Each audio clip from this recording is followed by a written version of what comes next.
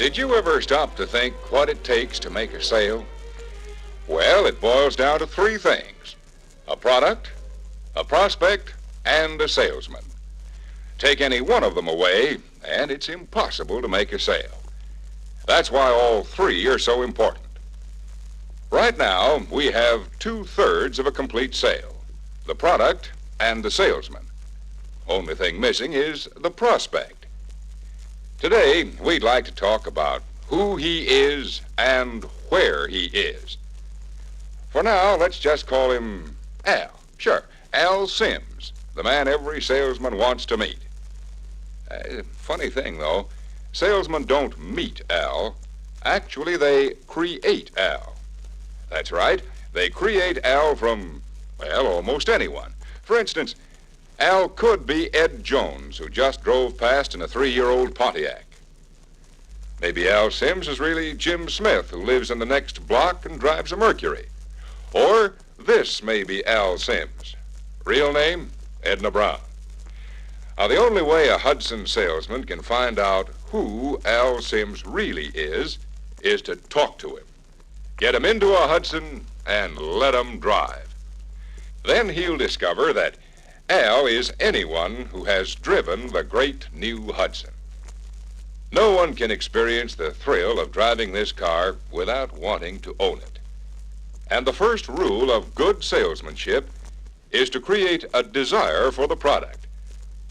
That's why we say a Hudson salesman doesn't just meet Al Sims. Actually, he makes him over from a Smith or a Jones simply by creating that desire to own a Hudson through driving a Hudson. Of course, now the question any Hudson salesman might ask is, well, how do you know which ones are the Smiths and Joneses to turn into Al Sims? Well, the answer to that one is easy. Talk to people. Ask as many people as possible to try the new Hudson. Of course, we realize it's easy to say, go talk to people, but sometimes, well, that can be a pretty tough proposition. Being able to go up and talk to someone is an art in itself. And all of us, at one time or another, have worn out shoe leather just walking around trying to make up our mind to go in and talk to a particular person about buying a Hudson.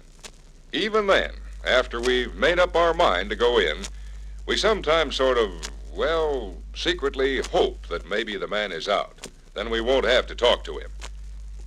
Now, that's a perfectly normal situation which we've all experienced. Actually, though, a Hudson salesman should never find any difficulty in starting a conversation about the new Hudson. First, if he just remember that almost everyone today is car-minded and very much interested in new ideas in motor cars, then it should be easy to start out something like this. Have you ever driven a car with the lowest possible center of gravity? An opening remark like that arouses the natural curiosity of most motorists because it's a new idea in motor car design. Now, just think of how many other wonderful features a Hudson salesman can use to begin a conversation. Have you ever driven a Hornet? It can start off as simple as that. To the great majority of motorists in this country, and this is too bad, really, to ask them if they've ever driven a Hornet is like asking, have you ever flown a plane? Most people you meet have not driven a Hornet, nor any Hudson. They just don't know what it's like to get behind the wheel of the best automobile in the world today. Have you ever driven a car with a recessed floor, the step-down design car? In spite of the fact that the step-down design is talked about a great deal when motorists get together, still the sad fact of the matter is this. Too many motorists in this country only talk about it. They have never tried it, nor could they honestly explain what the term means. Did you ever drive a car with triple safe brakes? Did you know that on a Hudson, if at any time your hydraulic brakes should fail, you have a complete reserve set of mechanical brakes that goes into action immediately? Just think of some of the safety ideas that must occur to the motorist who has never heard of Hudson's exclusive triple safe brakes. Naturally, he's curious. It's something that he won't find on any other car. That's why a Hudson salesman finds it a good opener to get a potential Al Sims to drive a Hudson. It's the only way for Al to satisfy that curiosity and find out about Hudson's unusual braking system. Same goes for the monobuilt body and frame. Think back to the time when you were driving another make of car yourself. Now, how would you have replied if someone had approached you and asked, Did you ever drive a car without squeaks and rattles? Chances are you'd have said no, which is the natural and truthful thing to say. Now, that makes it easy for a Hudson salesman to start talking about taking a ride in a Hudson with the rattle-free single-unit mono-built body and frame, which, if Shakespeare lived today, might have been described as the one body that actually eliminates the 1,000 natural shocks that a car is heir to. No, we don't want to go Shakespearean on you here, but there is a certain amount of poetry in a Hudson ride, in the wonderfully easy way you seem to flow along. Now, that's the feeling every Smith and Jones must feel if he's to be turned into an Al Sims, that potential Hudson customer. But no words, not even from Shakespeare, can adequately describe that ride to a man who has never driven a Hudson. That's why it's so vital to get as many people as possible to drive the Hudson. It's the ride that will have them saying, "This is the car I've been waiting for. And it's been here all along." Actually, a lot of Hudson salesmen will be surprised to find out how many motorists have never driven a Hudson. Yet the truth of the matter is this. Once they own a Hudson, they seldom switch to another make. This is fact, based on actual figures compiled by the United States News and World Report. In an impartial survey, they discovered that Hudson has the highest owner loyalty in the business. Now, that certainly is proof that once a person owns a Hudson, it's almost impossible to sell him on any other make. The only trouble with owner loyalty is the fact that no Hudson salesman is apt to increase his individual profits by dealing only with present Hudson owners. No, he must plan to take competitor car owner Jones away from competition. He must turn Mr. Jones into Al Sims, that Hudson customer. And the way to do it, as we've already pointed out, is to let him drive that great new Hudson. Now, the big problem of the Hudson salesman, or any salesman in any line, is to avoid having people say that rather unpleasant word, no. It's strange but true that this fear of being refused is the main reason why some salesmen are so hesitant about going up to people and asking them to try a Hudson. The point is, all salesmen in any line of merchandise must expect a certain amount of refusals. That's just part and parcel of this business of selling. It's a lot like football. If every time a player ran with the ball he made a touchdown, it wouldn't be a game. Same goes for selling. If every salesman sold something to everyone he asked, then everybody would want to be a salesman. Why not? There'd be no work involved. Of course, there wouldn't be any money in it either. Certainly some people will say no. But so far, there's no record of anyone getting killed by a no answer, and very few salesmen ever get hurt. But one way a salesman can avoid too many no answers is to organize his daily activities so that most of the people he talks to about the Hudson are potential prospects. People who might very easily be turned into Al Sims because they are ready for a new car. For example, statistics show that the average motorist becomes a potential car customer approximately every 2.5 years. Now, of course, some turn into Al Sims every year. Others it takes 3 or 4 before they're ready to turn. Still, most owners of 2 to 3-year-old automobiles are usually very willing to listen to any talk about new cars. And it's easy to find them. They're listed here, for instance, among auto registrations. Actually, this is the best way of getting prospects. and one every salesman should use as much as possible. Any salesman can see prospects on the street, any day, any hour, and it's an easy matter for him to jot down the plate numbers and then later on look up the numbers to get the owner's names. They're also in here, in service records. To make an appointment to see any one of them requires no more effort than to call him on the telephone or drop him a card. On a card, a salesman could write something like this. In a few days, I'll phone to arrange for you to drive a new Hudson and keep it overnight. Then he can call and say, Mr. Smith, this is Bill Jackson. I'm the Hudson salesman who sent you the postcard about arranging for you to drive the new Hudson. Then, of course, the salesman makes a definite appointment to go and see him. Telephone calls and postcards are fine for introduction purposes, but the only way for any Hudson salesman to get results is to meet Mr. Smith, face to face. There's no question about it. A salesman must meet Mr. Smith and show him the product if he's ever going to do any selling. Fortunately for Hudson salesmen, going to see the prospect and actually getting him into the car is the perfect way of selling the Hudson. Certainly, more sales are made by demonstrating the Hudson ride and comparing it to competition than by any other method. That's why it's so important for every salesman to talk to people, to get them into a Hudson and let them drive. But now, getting back to this idea of making money, a salesman must organize his daily activities in order to contact as many hot prospects as possible. It should be realized that there are indirect methods of going after Al Sims, which frequently can be as effective as the direct approach. For example, the would you take method has already been proved a good sales getter. See this note? It says, Would you take $1,200 for your car on a trade-in if I could get it for you? On the bottom are the salesman's name and phone number.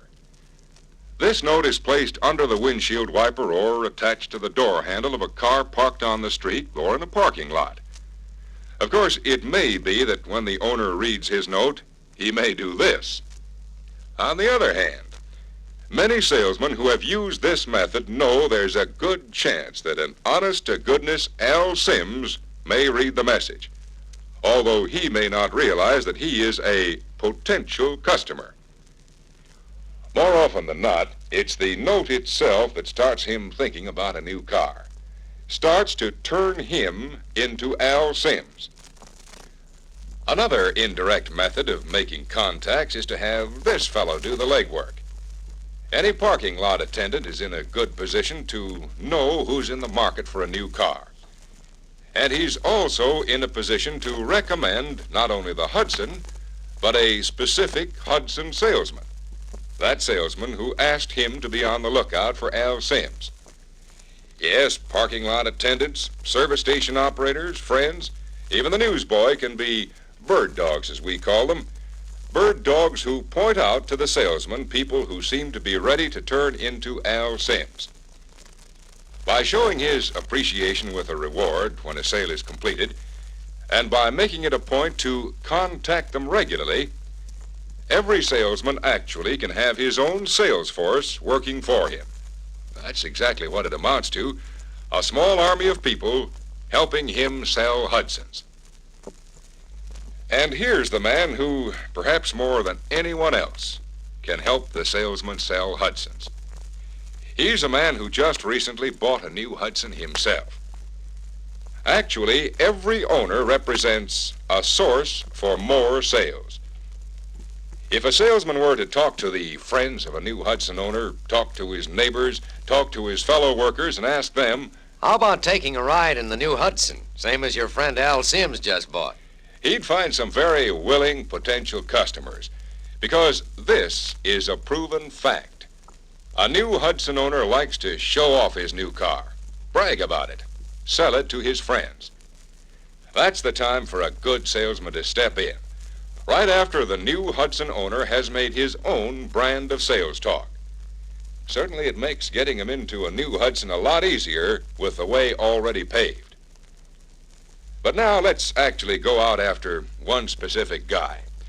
Let's see what it takes to turn him into Al Sims, a potential Hudson customer. Here we've made up a list of competitive owners in our area. We took the names from car registrations. This is part of our organized system to talk to a certain number of people every day. Now, on this list here is Mr. Jones, who owns a 3-year-old car. Might be a Pontiac, Oldsmobile, Buick. It doesn't matter except that it's 3 years old. Now, what are some of the problems we may run into in getting Mr. Jones to drive a Hudson? Well, first, according to the general average of motorists in this country, Mr. Jones is about 6 months overdue for turning in his car on a new car. Certainly that's one factor in our favor. On that score, it would seem we shouldn't have any problem convincing him that he needs a new car. Now, knowing he probably is in the market for a car, what are the chances of his just walking into a Hudson dealership? Well, our best bet is to cross that idea off our list. A lot of motorists just don't shop around, and that again is proven by statistics.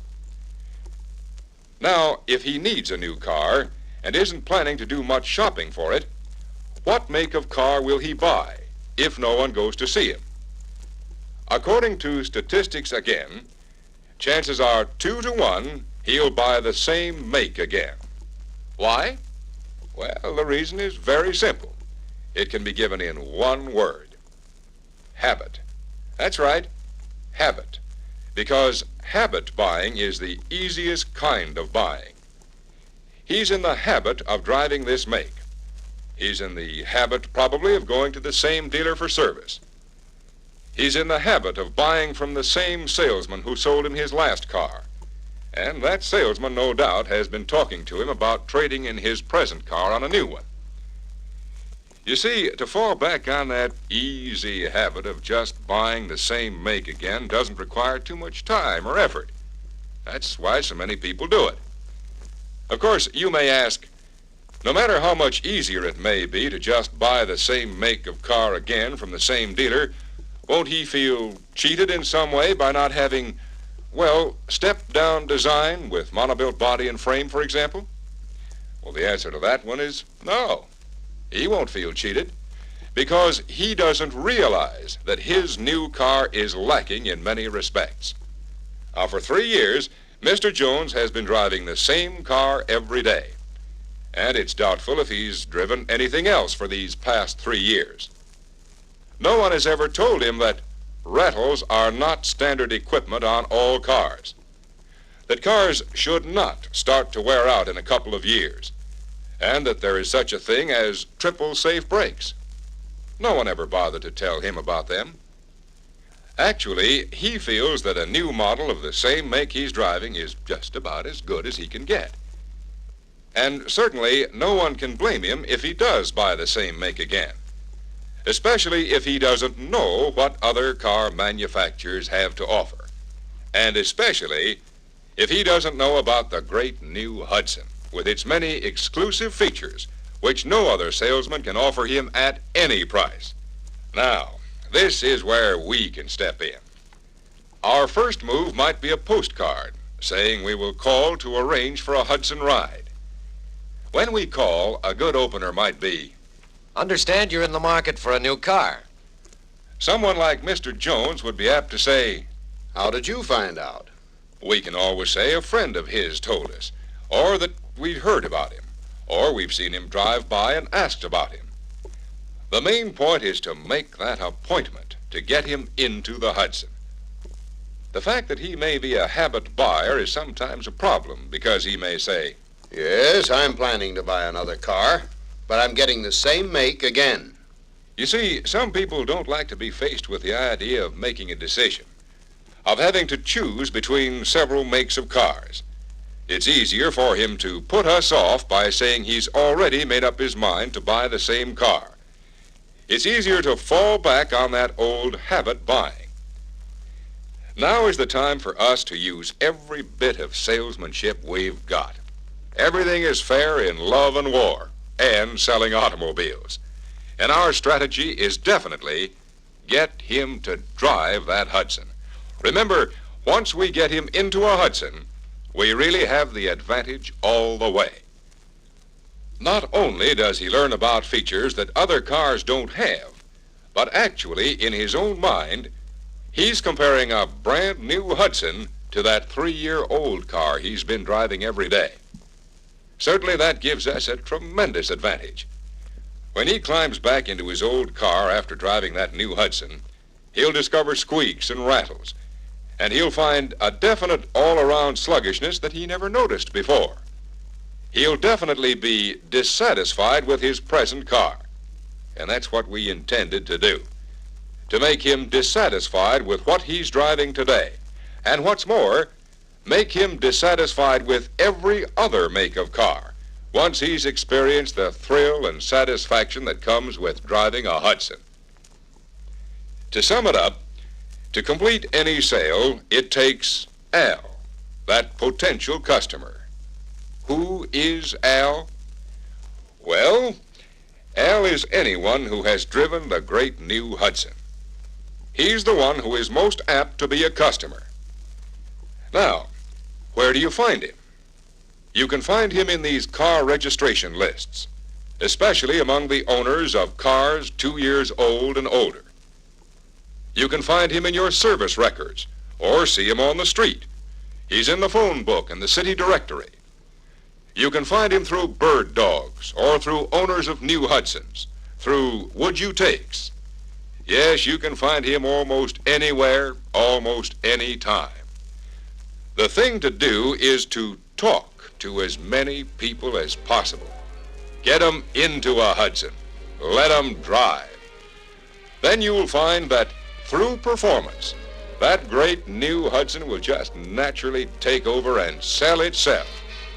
Yes, sir, you'll find the people who try Hudson are the people who buy Hudson, America's best built car.